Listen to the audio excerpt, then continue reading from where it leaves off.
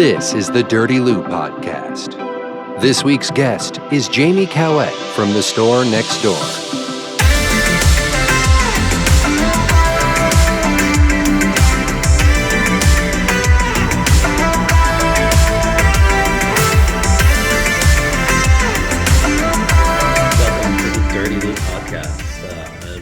And with me is Shanti, and our guest this afternoon is Jamie with the Store Next Door program. Hello. Welcome, Jamie. Hello. We've been playing a game of Connect the Dots, and we're finding that we're getting to know a lot more people from the city, from more or less the downtown area, and people who are involved. And you're one of those people who've been here for quite some time. Want to tell us a little bit about yourself? My name is Jamie Caouette. I am originally from Lewiston. I have been here my whole life, 40 long years. 40. I love Lewiston. My family is all from here. I went to school at Lewiston High School. I work at Lewiston High School. What program or what department at Lewiston High School? So I run a program called the Store Next Door. The Store Next Door has been there for over 20 years. It's a program that helps homeless youth, and it was founded by Mary Seaman, who started it. She was the homeless liaison of Lewiston and noticed that kids were needing more, Access? Not just more access, but needed food, clothing, personal hygiene products, just more than just educational based things, referrals to mental health services, just a whole wraparound, loving mother. She was a motherly type, so she just knew that kids needed so much more than just education. So she made this program. She started seeking out donations on her own, and it just grew from there. And we just grew it into what it is today. The donors who have been participating or helping along with the cause, are they individuals? Are they businesses? Where do they come from? Who are these donors that have tended to be a part of what's going on at the Store Next Door in the time that you've been there, and maybe how it's changed? It's a little of both. And actually it's word of mouth. People in the community that have heard of the Store Next Door. It's kids that have graduated from school, former students that have actually accessed the Store Next Door, that talk about the Store Next Door in the community or places of business that they work at. They'll tell their boss, and that business will say, oh my God, we want to help the Store Next Door. How can we do that? So we'll get contacted by businesses, people just in the community in general, and say, how can we donate? We want to help your cause. And they'll send donations into us because our program is 100% run on community donations. We don't get any support from the school department or the government. It's located at the school, Yep. But there's not any other assistance other than the location is at the... No, we just have the space at Lewiston High School in the basement, but other than that, it's just run 100% on community donations. How have people been able to find out about the Store Next Door? Yeah. How either a student or someone who's no longer a student, but a teen, or is it mostly teenagers? So we usually work with teenagers, and it is word of mouth. I think that we do a really good job working with the youth that we work with, and they'll tell other students, or if they know another kid that's in need or having trouble in the home that they live in, or if another kid is living in a tent or in a bad situation, they'll let that student or youth know that they need to come in. They sometimes call us the crazy ladies in the basement, or the girl with the red hair, or whatever hair color I have at that time. Some of the videos I've seen, some really, really bright blonde. Right, they'll be like, go see the crazy lady in the basement, she'll help you. So they'll come down and we just talk to them about it. I was gonna ask, how do you establish trust with the kids that are coming in? Does it take a long time? You know, I'm sure you've come across a lot of situations where, you know, why would they trust you? What reason do they have to trust you? And how do you overcome that with them? So a lot of the time, these are youth that have been burnt by every adult or in their life, and really bad situations. And sometimes I'm like, okay, I've heard the absolute worst story. Like, no one's gonna top this one, and then I hear it. So sometimes, does it take time? Absolutely. Yeah. And you know, I do have bright hair and I get my nails done crazy, and sometimes that's an icebreaker for it. Like with some of the girls, that's what we talk about, hair and makeup, and I start with those little icebreakers, and then it builds, and I don't stop. I'll check in on them, I will call them, I will message them. I don't stop, and I've been there for 11 years, and they know I'm not going anywhere. And I think that's another thing, we're a constant. So if they show up at 7:30 in the morning, we're there at the door, and they know that they can come in to take a shower or get some personal hygiene products that they need, that we're their constant in their life, where they don't have a constant anywhere else. So we're their foundation, and then they can continue on. So, you know. How do you, like, I'm emotionally moved just hearing this story. Like, how do you handle it sometimes? Like, there's got to be times where it feels so intense. Like, how do you keep yourself sane and happy when you're dealing with a situation? It took a really long time. I'm a single mother, and I didn't understand it for the longest time. I worked 2 jobs. I was going to college at the time when I had my son, and I just was like, there's no way, you know, that these kids are out on the street. Like, it really started to take a toll on me, and I just had to learn how to really learn self-care for myself. And, you know, you have to set boundaries and just know, like, when you need to take a break and shut it off, because they do have my personal cell phone, and it is not a 7 to 3 job. Homelessness does not end at 3:30 when school ends. Homelessness doesn't stop on Christmas. It is all year round, every single day. So, you know, sometimes I do need to take that break and that breath, but I do it for them so I can be healthy for them and set those healthy boundaries.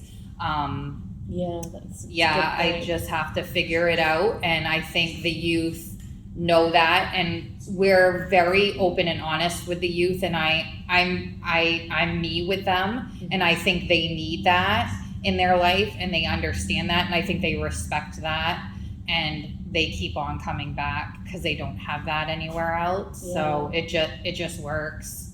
That's amazing. They come into the store to visit as much as to grab maybe essentials for the moment, or what do you have a policy about, like, the length of time? Like, I'm sure you're not trying to push them out, but I also understand, like, it could, without any kind of rules or regulations, it could be 8 hours, it could be the entire time that you're open.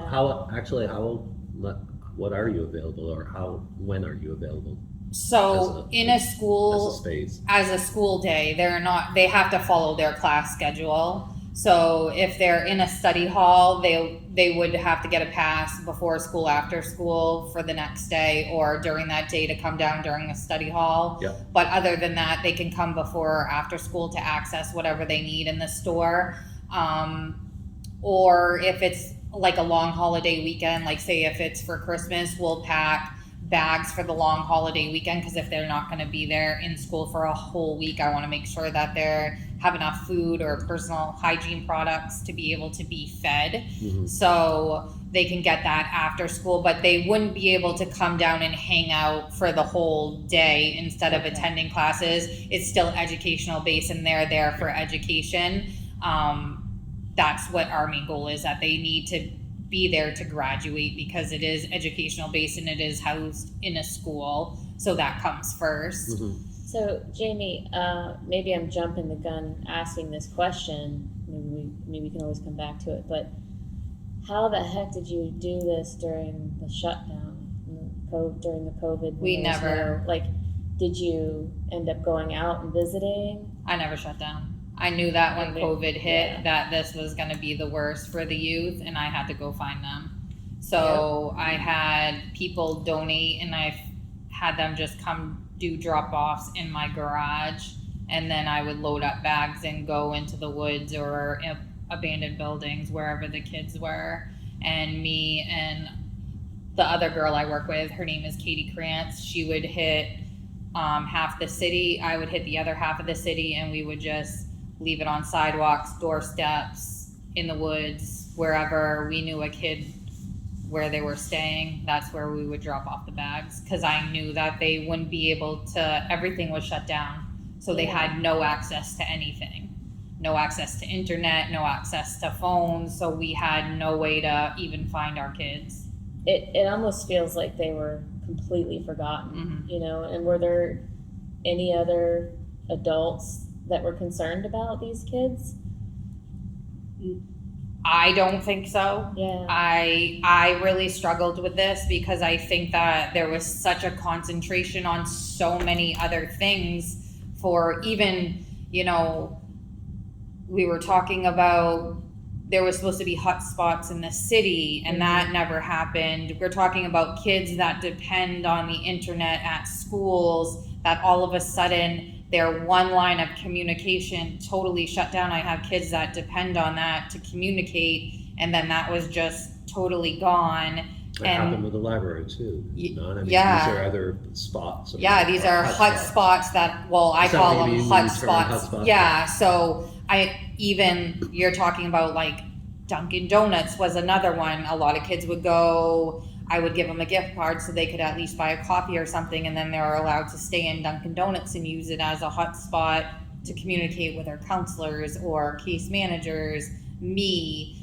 And you're not allowed, with COVID, you weren't allowed to go into the building, so they weren't allowed to access any kind of internet.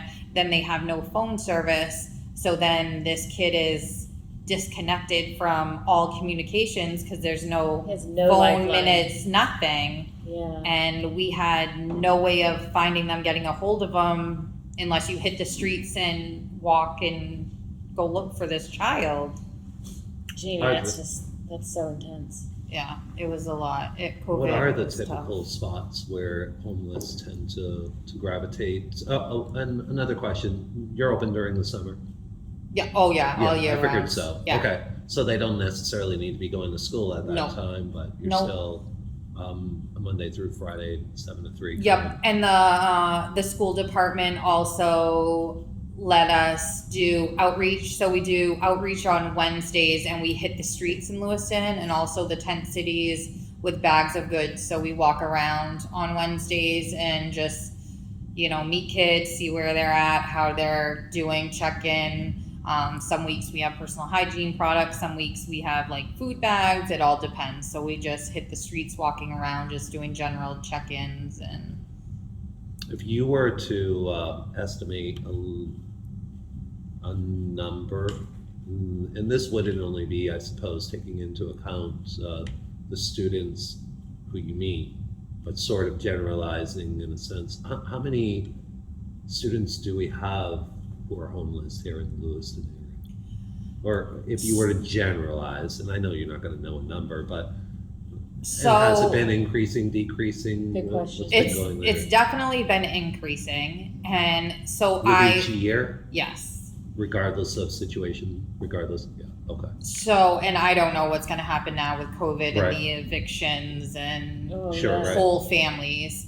So I know, like, for us, and I just mostly concentrate on high school level kids. Yep. We serve over 300 homeless youth at high school, and that's just counting high school level kids. Mm-hmm. So the store next door will meet an average of 300 high school kids in a school year. And that's not counting elementary, middle, and sometimes you meet a whole family that's homeless, displaced in a hotel, could have 3 or 4 siblings staying in a hotel, or because I usually only just meet with the high school kids. I don't even get to the elementary, middle school, the younger. I'm one person. I can only just, only do the older kids. Now, has there been interest in people wanting to volunteer and help out with this, or sometimes that can be more of a pain than it's worth because you have to, you end up relying on people who just don't show up, or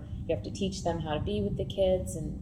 But is there room in this for people who want to volunteer and pitch in with you? I think there is, but I also think it's hard because, for one, it's the school department, so there's a lot of red tape around that. Volunteering in the school department and doing that for HIPAA reasons and confidentiality. And then also, I think that people don't want to believe that we have homeless youth. Bottom line, period. Yeah. I don't know what it is. I don't know if I'm just used to it because I see it every day. But no matter who I talk to, when I go do speaking engagements, they do not want to believe that we have homeless kids. You can almost see the information just fly right over their head, Right. and like their eyes glaze over, and Right. that's it. But we have homeless elementary school kids. Like, I'm not just talking high school. We have Yeah. elementary school homeless kids that our parents are not involved. We have a homeless liaison that identifies homeless kids every single day. That is their one job in the Lewiston School District, and he is completely slammed with referrals on a daily basis. We didn't know how many homeless kids there are in town, you Yeah. know? And I like to think that we kind of try to pay attention to what's going on in our city. But this is, I assumed that there was maybe 10 high school kids out there that, were homeless, but not to the extent that you're aware of. It's pretty mind-blowing. And I also think another part of it is when you get to the high school age, image is a huge thing. Mm-hmm. So that's another, you're trying to look like your peers. You're trying to be like your peers. So Nobody you wants to- don't want anybody to know that you're homeless. Mm-hmm. So you're trying to also hide that and pretend that your home life is fine. So we have kids that are living in an abandoned building that comes to school every day trying to pretend that their home life is just perfect and, fine with a mom and a dad, when they really have no electricity, no nothing, and they're living this lie. And that's got to be stressful on them to try to live up to that too. Right. Wow. Just to make it look like that's the reality, so their friends can think that they fit in. Is that reality that they're looking for, that they're trying to hold on to? Is that also partly what drives them to seek help as well, assistance from, or take a chance because is it that sliver of hope? Change, of possibility of change? I think that, and I think that they don't want to end up like their parents. I get that a lot. Yeah. Like I want to get out. I don't want to end up like my parents. I want to go to college. Like I want to be different. I want that change. I get that all the time. And so they want to keep their grades up, and they want to graduate. But how do I don't know how to do this. How do I navigate this? If I don't have a mom and dad helping me, like, how do I figure this out? Yeah, I don't know. Like, can you help me? I haven't been to a dentist in years. I haven't been to a doctor. I don't have insurance. The football application is telling me I need insurance, and I don't want to tell them that I don't even know where my mom is. Like, can you help me? Right. So there's So you find yourself in that situation, right. like a liaison. Right. So. A lot of the time. Can you help me with this? I don't want anybody to know.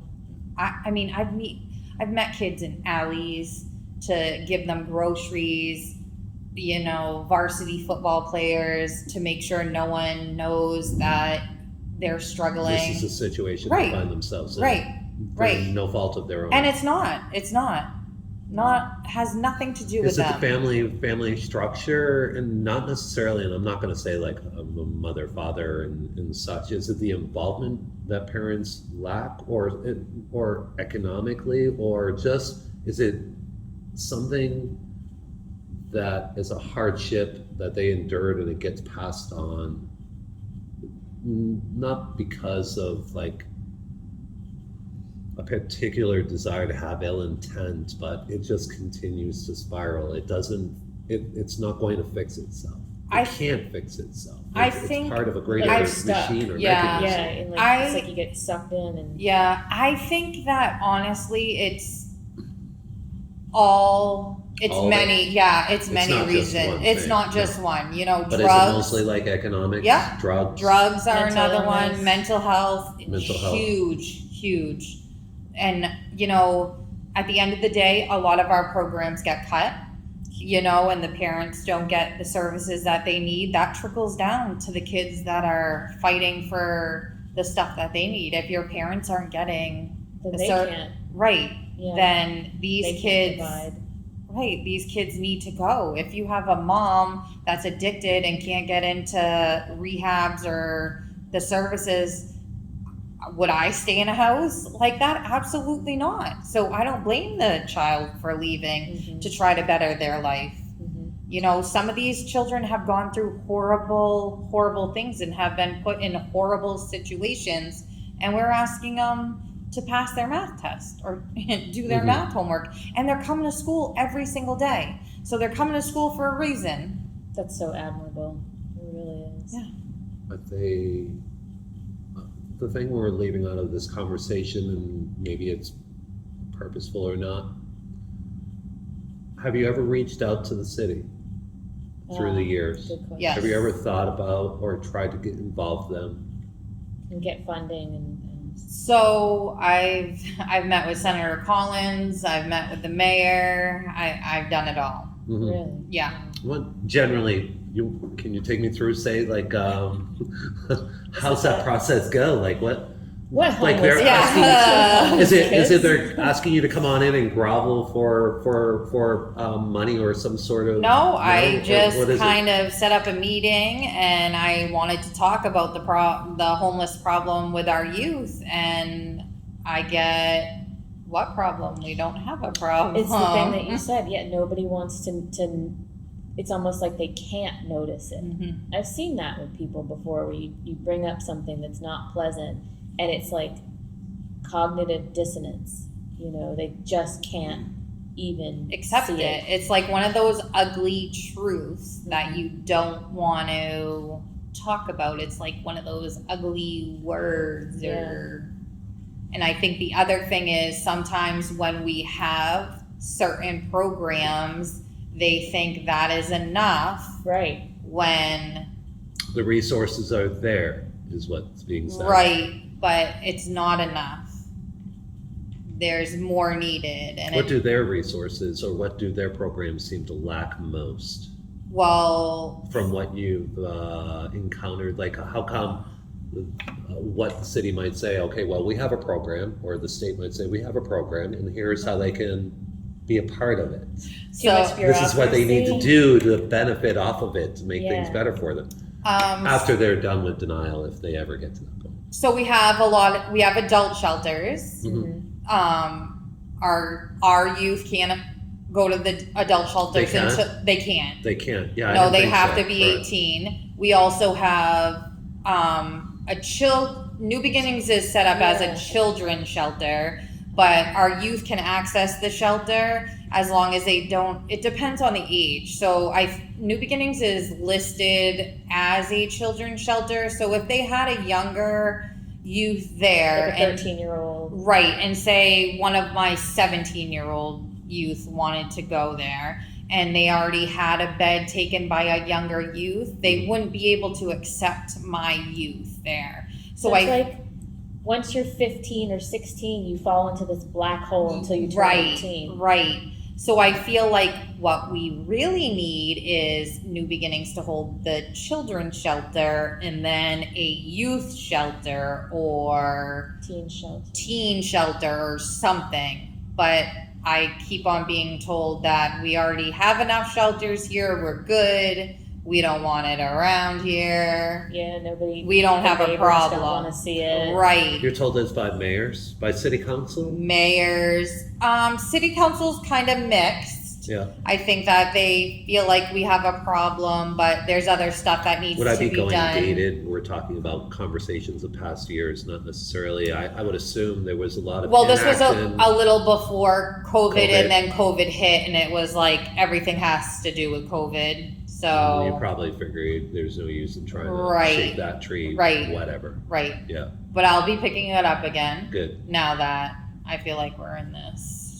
phase where we can Yeah. start addressing some of these Yeah. needs and important issues. Because I feel like we're going to be hitting a huge Yeah. need again. I think we have huge tent cities that are popping up. I feel like we have people in abandoned buildings and outside. And I mean, even when you drive around, you see people out a lot more than I feel like we used to. So I feel like if we're seeing that again, then people are on the streets more. So hopefully people will be seeing that and the attention will. So there's probably a good number of these. Being homeless can mean also that they're not staying at their hosts. They probably will sometimes go into other people's homes and environments that are unproven. And you don't know. I mean, you hope that they're safe spaces, Right. but do those tend to be avenues? Is that something that a lot of these kids end up doing because there's not as much accessibility to like the teen shelter? Yeah, sometimes I see a lot of kids, they'll go to their friend Tom's. Maybe they can stay at Tom's for 2 nights and then Eric's for 3 nights, and then they'll switch back and forth. And so we call it couchsurfing. Yeah, so yeah. they'll couch surf back and forth to whoever they can stay at. And they'll have a backpack filled with whatever. Sometimes they'll leave that backpack at school, and then they'll have their school backpack. So they'll leave their home backpack down in the store next door, take their school backpack, go upstairs. So this kid, everything that kid owns is Right there. down in that backpack in the store next door, and they'll come get it at the end of the day and then go back up, to school or go wherever they go at the end of the day. So couchsurfing's huge in Lewiston. What else happens? What other options are there besides couch surfing and perhaps the shelter? Not much. So the only other option we have is to send them to Portland Is to there another shelter. a shelter then- down there? Yeah. If they're in Portland, then they have their community of friends, the people that they, Right, it's just like sending them to another planet, right. So they would be able to get transportation to come Okay. still come to school in Lewiston Okay. because through being identified as homeless, they can get transportation within an hour. So they would still be able to come to Lewiston High School. They would be able to keep that, but Is that Western Maine Transportation or something? it would be whoever the school contracts with. Okay, sure. So I don't know No, that's with all right. COVID, whoever it would be right now. But they would be able to keep their school of origin, but then you lose all your connections of Yeah. friends or whoever you hang out with, because you would have to end school, hop on the bus or whatever transportation you have and go right back to the shelter in And- Portland for the night. and who knows, the kind of other kids that they would meet or run into, and Right. maybe that's not safe. Right. And then I sort of had a question. I'm sure you've run into situations where you knew that a teenager was, obviously breaking some kind of law. Like, how do you navigate that, not getting them into trouble, but also like telling them, hey, like you can't do these, whatever it is they're doing. We just have conversations around it. I mean, I always try to tell them to be safe and whatever it is. So, I'm not You the can law. only insert yourself Yeah, into I their can- lives with boundaries. Yeah. Correct? Yeah. And I'm not the law. I'm not the police, and Right. I can't, Right. Right. And it's also hard because I don't want to break that trust and that Exactly. connection with them that I've worked so hard. So So it depends. You gotta be careful, Right, You don't I- get in trouble. I am a mandated reporter, so if they were to hurt themselves or hurt anybody else, obviously I would have to report it. But I've never, knock on wood, I don't want to shake anything, but I'm knocking on wood.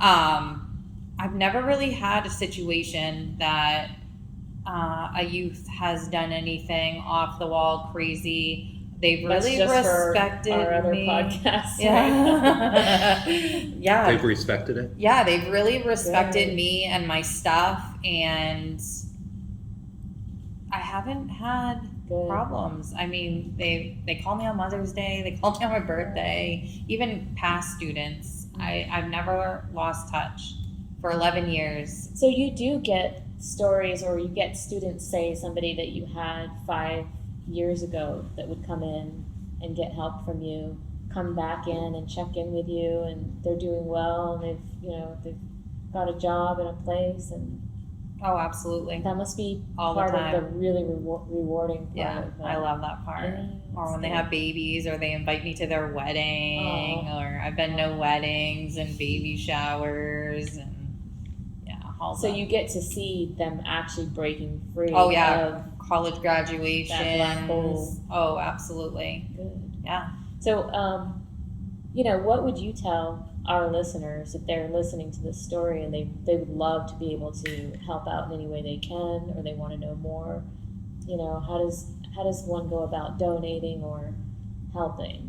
I would like to first say that the stigma around youth homelessness is, I think that when we think of homelessness, we think of the old man either pushing the grocery cart, or the guy standing with the sign at Walmart that you think's gonna Paper go, bag in his yeah, hand. that's gonna go buy beer or drugs, or somebody down on Lisbon Street with a sign, and you think they're all messed up or high or drunk.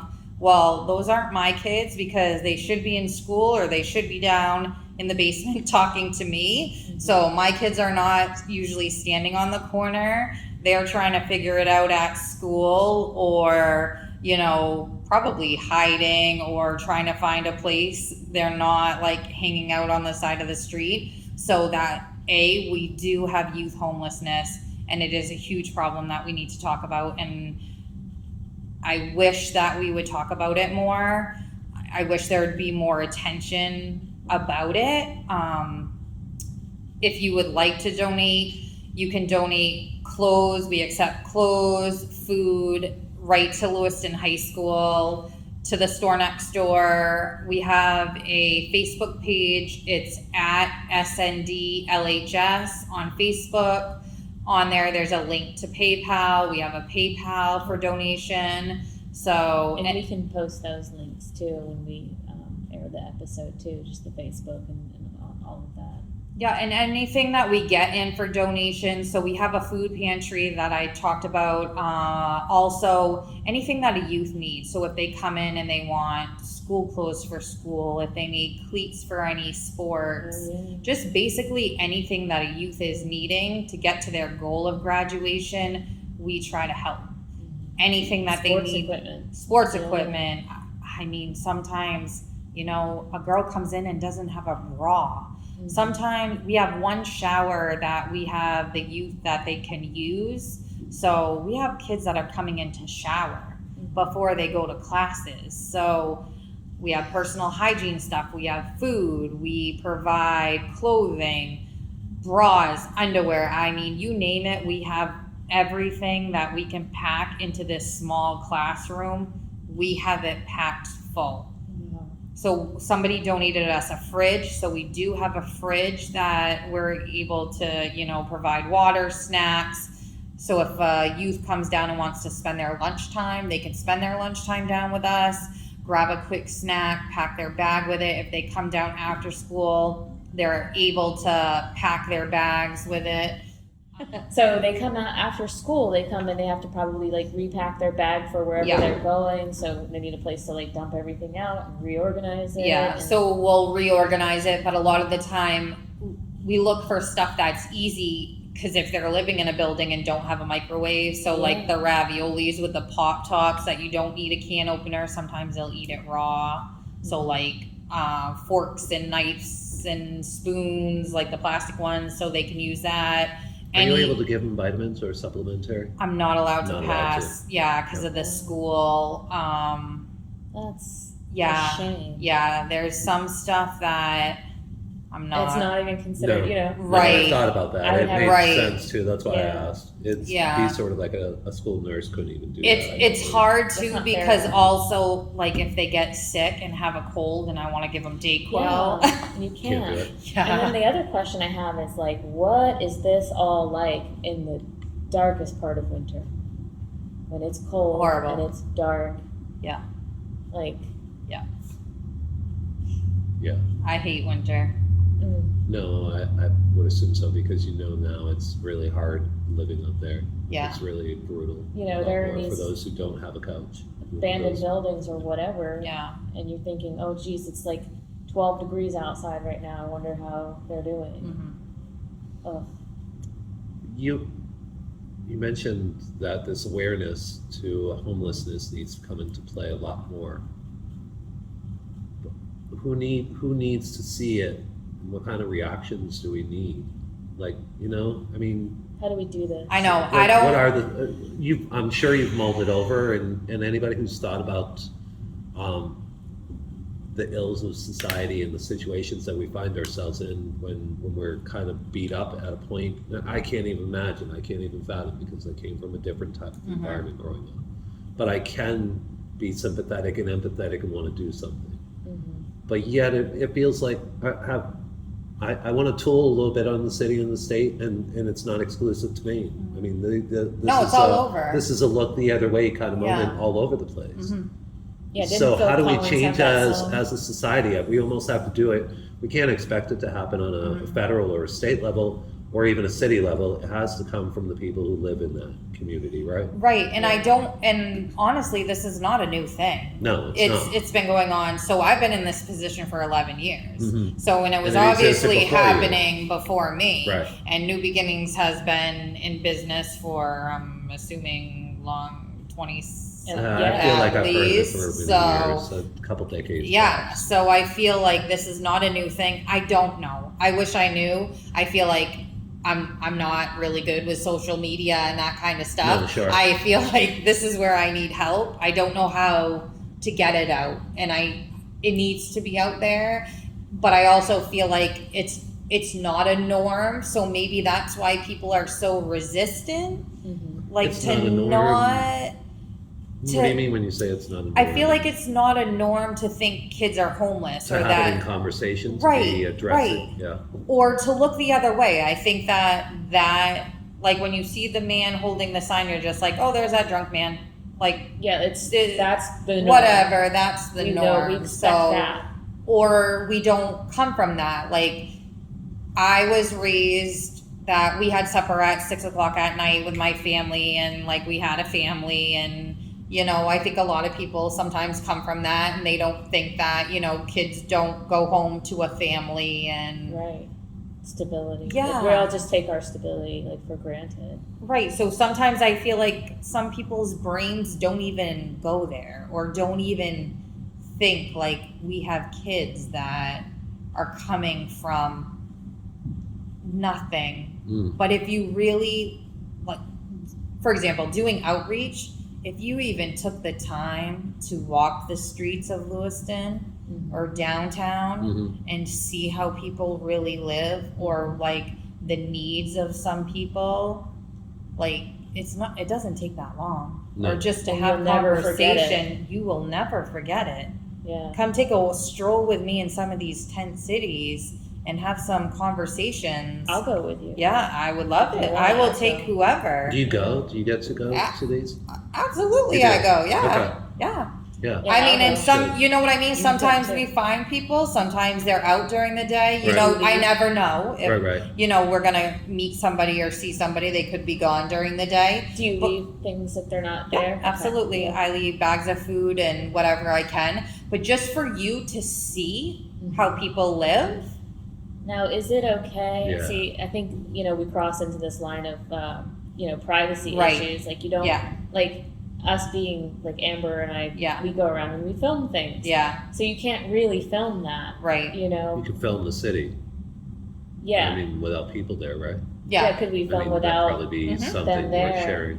because seeing is Yes, believing. that's another. You know. So that's another thing. I feel like when people see it, Mhm. then they believe it. When people hear it or me talking, they're Yeah. like, "Oh yeah." I wanted to mention a couple things. I had an art gallery downtown, back maybe a little over 10 years ago. And there were certain people within the community. I worked at a restaurant also at the time, And there were many people from all parts of Lewiston, Auburn, greater Mm-hmm. Lewiston, Auburn area who would go to the restaurant, and so I tell them about the art gallery and stuff, and some of the remarks were, well, I'm not going downtown, Yeah. Oh, yeah. and I never go down and there. and unfortunately I heard that a hell of a lot more than I would have liked to have heard that, because it's that an admission that you're willing to just look the other way, and it's about the positives that go on down there and the negatives going on down there. Is it displacing yourself so you don't have to really think about it when it comes to things like that? Like if you're not seeing it, you're not aware, but you're almost choosing not to see it. Yeah. Right. Is that? I think that's I've what run I feel into like. people I who feel. do not go downtown. And Oh yeah, it's a no. shock, that they can live here 5, 6, 7 years and never once go downtown. And it was a shock, how would you not go downtown? Right. It's amazing down It's here. beautiful, yeah. Yeah. Like to me, So- Lewiston is this hidden gem that I feel like is Yeah. growing into something amazing and beautiful, and It is a very special Right. place. It was also 10 years ago that I kind of noticed not the kids, the teens who were homeless, but I noticed like a growing number of people who were on the corners panhandling or looking for money, and I thought to myself, that's a really strange relationship they're having with other people by being on the other side of that sign, and I wanted to understand it a little bit more. So only for a couple hours, but I Oh, went you out did there it? and I held a sign. I made up 4 different signs, and some of them were meant to be funny and some were meant to be very serious too. One of them that I did was it said, "I love the dirty loo." Oh, did you? Yeah, I That's did. awesome. That was one of them. And I remember not looking at people in the eye. at Yeah, it's it's first. hard to stand there, right? And it is hard to stand there. And then you start making that eye contact, that engagement. And then you're like, well, what are they seeing? Like, what do I look like now? Like, what do my eyes suggest about how I'm feeling? And I didn't have to live that. But I wanted to kind of get an idea or a feeling of what it was to be on that other side, if it was only for a short period of time. And it's an uncomfortable world. It really is. And I couldn't imagine being a teen who's obviously, most of them, you're right, don't panhandle. I think there's a few who we do see who we Yep. outreach, but it hurts to see that happening in our community, but it's every community. So it's a Yeah. larger issue at large that we really need to look into. And it's not going to come from any place else other than the resources. I don't think we can rightfully expect the city to bump in. They should have a long time ago. Same with state. These programs should still exist. There probably needs to be more money that goes towards them. But the reality is there are shortcomings with the amount of money that go into our educational system too. A lot of our social programs, it's always being cut, like you mentioned earlier. Are the programs normally state funded, I think it's Programs? state, federal. a combination Yeah, of it's both? a combination of both. And I think that honestly, it needs to be a community. It needs to I be was a gonna little say, bit of all. It it's needs to be gotta start with- community, state, federal, really strong community ties. I think when you have a really strong community and people know that their community backs them and supports them, I think that's when you have people that get better and grow and do positive things in your community. I think when they feel that and know that they can grow, things change and things happen. And I don't know if we're there yet. But we can be there. I think absolutely. Yeah, I have faith in Okay. us. Yeah. I absolutely do. Good. Talk a little bit about that you couldn't necessarily take. Can you take volunteers? And in what capacity can you take volunteers? So we can take volunteers to pick up donations. Okay. Going around to business. Yeah, going or around to individuals, business, sure. helping. But not so much in a direct one-on-one. Just Yeah, not on the like- school property too. Like meeting the kids one-on-one, interacting with the kids, because that gets a little tricky. Yeah. That's fingerprinting and like school stuff if it's within the school. But more like seeking donations, helping like community-based stuff. coordinating, Yep. getting Oh, the word out absolutely. for donations? Yeah, any Okay. of that stuff. We're working on, do you guys know where the Longley building is in Lewiston by Tree Street? Mm. Down. Yes. So we're working on, the school department has given me the basement of Longley to Yeah, because grow. there's some new work being done in the basement, Are you- or it's not going to be accessible so much anymore in the basement, is it? Well, At some point? we're gonna be growing the store next growing. door so we can give to all schools. So I can be able to cover all schools' needs. Where's the Longley building? I thought it was the one across from, like right on the corner of Lisbon Street and East Avenue, like kind of near the Shaws. That's not that old That's school. Martell. That's Martell? Yeah, Okay. not that one. Multi-purpose center. Close. Oh, it's down by, is it Beat Street? I don't know. The multi-purpose center? Down there. Okay. Well, that's good. 'Cause Yeah. you need, you get more space. Yeah, it's gonna be more That means you space. can get more And it's stuff gonna in be there. a hub, so then we can Yeah. really connect with the community and be a community hub, so it Well, will this be is great. more out of curiosity on my end. Mhm. I hadn't thought much about it up until this conversation started. Our migrant community, how many can you speak on? Is there a homelessness issue there, or how is that maybe different if there's not? So it is a little different because of religious reasons and connecting mental health and getting support. Mhm. So I do work with sub-community providers in the community that works with the immigrant population that will connect me if there are youth. Yep. And I have in the past worked with different youth that needed support with different things. Mhm. But it's not as big as, You think it's because of the family dynamic? I think and it's the belief? family dynamic. Religion plays a huge part in it, and cultural beliefs, and I think a lot of what happens in the home is very hush hush, and it's kept in the family. Sure. Yeah. Okay. No, thanks. Yeah. Yeah. I kind of. I didn't think to speculate in those most of those directions, but it does make sense. Yeah. Sure. Yeah. No, that was just. That's a good question. Yeah. Probably you've dealt with Carolyn McNamara before. What's that, dude? Carolyn. Carolyn. Carolyn. Oh yeah, she could Oh probably yeah, speak on that Carolyn as well, knows a right? lot. Yes, I ask Carolyn a lot. Is there some sort of interconnection between any of the offerings from St. Mary's, some of the programs that happen at St. Mary's? I work with St. Mary's a lot, Or B CMMC Street. or just St. Mary's? So we work with a school-based health center that is connected to St. Mary's. Carolyn has been absolutely amazing with my program, and she is one of the providers that goes above and beyond. I actually have her personal cell phone, and I bother her all the time when I have a youth, only because she's just always there and responsive and can get a youth in, especially a youth that hasn't been seen by a doctor. So so she has always been so amazing, and B Street has been amazing for my youth. So I do have some providers in this community that have gone above and beyond to work with us and have been great. So yeah, we have some great people in this community. Where do you see the future heading for the program for yourself? You were talking about how excited you are about this expansion, especially into more of the schools within Lewiston, Auburn.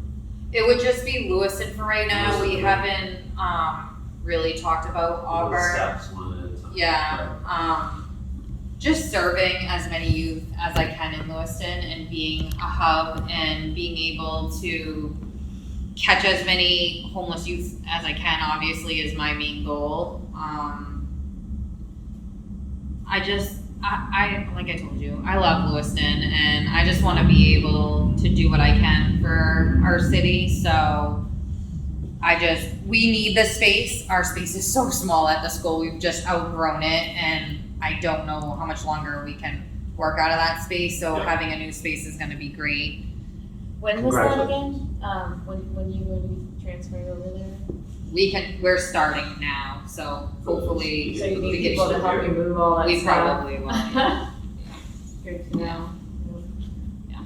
So that's good for when school starts. School it'll be starts, a mess. yeah. Now, do you think that that's gonna be a little bit Are you gonna keep the space? We'll still have the space Okay. at school. Good. So the main Good hub, access. yep, the main hub will be at Longley to be able to have all our overflow and storage, but we'll still have our hub Okay. at the school. Okay. So that won't change, so kids will still be able to access us and be down there, but we'll just have our main like storage hub at Longley. Good. And eventually, hopefully grow it into nighttime hours, that kids will be able An to. actual teen center. Yes. Yeah. Yeah, so kids will be able to come, use internet, be able to access a teacher if they need to, if they Okay. need, any, like, I have ideas for days. Oh, yeah. So. Good. Good. Do you need certain qualifications as an individual and anything that gives some permission or I don't want to say a degree, but you know what I mean? Like allows more people to get into the role, because there's only so much you can do as well. Well, sir, in you small need a group. heart and you need. But it doesn't take anything. Well, if you're going to be, say, like, what's to stop anybody from opening up? What if I were to say, oh, okay, well, if I could open this up for teens here, that's a Yeah, place for them to go. What type of who would I need to, or how do you go about something like that? Are there And certain what if you were qualifications? into it or- for, nefarious wrong purposes? reason. Well, sure, Like, right. Is there a system of, Well, right. That's why I was Checks checks and and balances. balances. Yeah. That's what I was Good wondering, if there's something along those lines. Like, I can couldn't it think just about anybody- grades, but yeah, I've never tried to open up It's something on my own without being attached to the school department. It's always been attached to the school department, so I don't know. who do you work with mostly over at the school, Lewiston High School right now? Is there somebody who's like a proxy for the system? So I work with the superintendent and I work with the Directly? school board, directly. So I work with them directly. But I don't know like how it works, like with the red tape around. Yeah, Yeah, I sure. was That's gonna what I was ask, wondering. like, How they I had the follow. same question, like, Yeah. because it's a school board, they must be bound by, Oh, the red.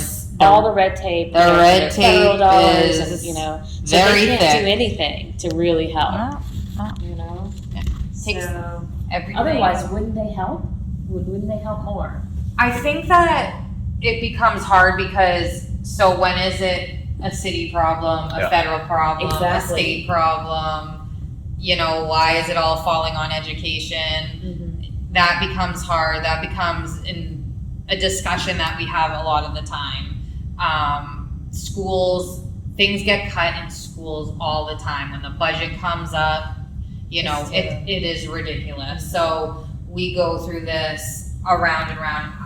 Like I was saying earlier, I come from a social work background. So when I meet a kid, I'm like, Maslow's hierarchy of needs. Are they getting their basic needs addressed? Is the kid eating? Is the kid, getting everything? And when you have a teacher coming in, Teachers like, are You they know, being educated? right, but we are housed in a school, so how am I to say that teacher's wrong when they're coming from a school department and the But you school? need a good night's sleep and a full belly in order to even Right. concentrate on your math homework. Right, you so know? there's that battle there that makes it really hard, that I think you gotta find that balance, and I don't know who makes that decision at the end of the day, Yeah.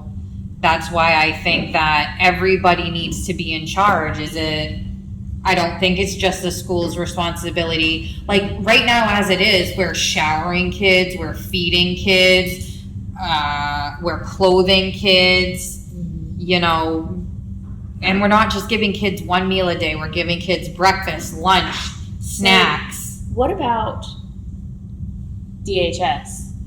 These kids, are they not eligible, or maybe they don't want to be placed into foster care? So it's really hard, the age group I've worked Yeah, with. nobody wants a teenager. Right. Yeah. So a lot of the kids, and the term that gets unfortunately used a lot is the unwanted kids. Yeah. They're highly damaged. Yeah. That's the term. It's They're very highly much- damaged. Who wants a 14, 13-year-old kid? You want a cute little baby that you can dress up, cuddle, doesn't remember anything of their past. Sort of like no one at the SPCA wants to adopt Right, a 12-year-old an old cat. cat. Yeah. It's the same thing. So DHS really doesn't get involved with the older kids because they're gonna figure it out. By the time DHS gets their paperwork together, these kids turn 18 Right. anyway. Right. The wheels turn so slow Right. within that department. Right. Yeah. So there's a real need for what. And they're there's doing. a really, that age group, it's really hard. They're too young, to go to the adult side. They're too old for the children's side. So they're right in that middle that they don't qualify for anything, and we don't have any programs to catch them because the group homes have been cut. It's not necessarily that they need a group home, but there needs to be some kind of something. We don't have residential homes anymore. We don't, there's really nothing. It's crazy. I mean, I'm hearing it. I hear you. It's not going over my head. Yeah, no, I know. I'm just It's like insane to like really start to see the whole picture and realize yeah, it's a terrible situation. Reasons for optimism. Yeah, What thank you you, do. Karen. Something that drives you each day. This is our future. These kids are our future. They are. Damn straight. Yeah, that's what I've been realizing more and more, the fragility of it, especially being a parent. Mm-hmm. I think I still might have had that realization even if I wasn't a parent, that there's this, it's not like I think we're trying to preserve anything. We're just trying to give this opportunity, this chance for like a semblance of I don't want to say normality, but a chance to fight for in life, and even before they've had a chance, being discarded. And I really like that quote, broken crayon still color. I like that. And and I just feel like, sometimes these kids really get overlooked, and I see it every single day. Mm-hmm. I see that, and I'm not trying to, I don't, like the hockey kids, they'll get the nice things or they'll always get picked. And I feel like sometimes my kids, they get judged and they're just as good as the other kids. I see it a lot, and I see a lot of judgment, and it just really bothers me, and I don't like it. So I really want to change that. Jamie, thanks for coming in Yeah. this afternoon. I think hopefully through this conversation we can be an assistance and help in that fight. I'm gonna follow up with you for sure. Oh, thank you. Yeah. We appreciate your time and what you do for our community. Thank We you. want to partner with you. Absolutely. Thank you, guys. Yeah. Thanks a lot. We definitely This has been wanna great. make sure Thank we you. get the word out for you. So Thank you. thank you. Get out of your head. Don't say it won't yet. Push the pedal and lay back. Take a breath and stay on track. Find what you've been searching for. Turn keys into air.